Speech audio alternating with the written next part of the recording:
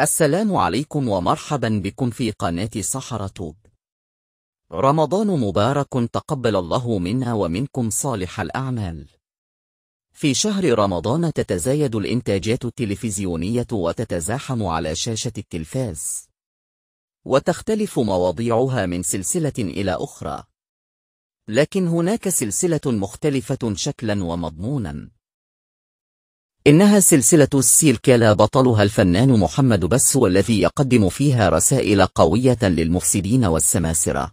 وخلقت هذه السلسلة جدلا واسعا وردودا كبيرة على مواقع التواصل الاجتماعي. نشاهد بعضا من هذه الردود والتعليقات.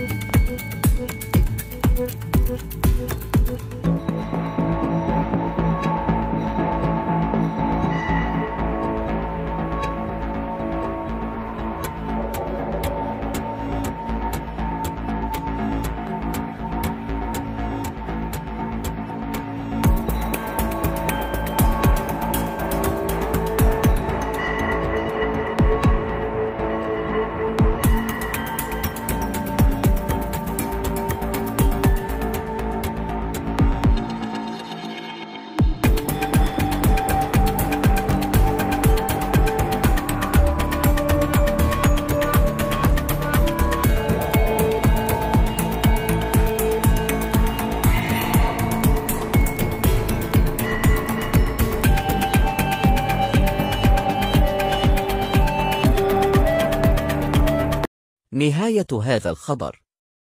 لا تنسوا الاشتراك في القناة ليصلكم كل جديد. لكم تحيات طاقمنا.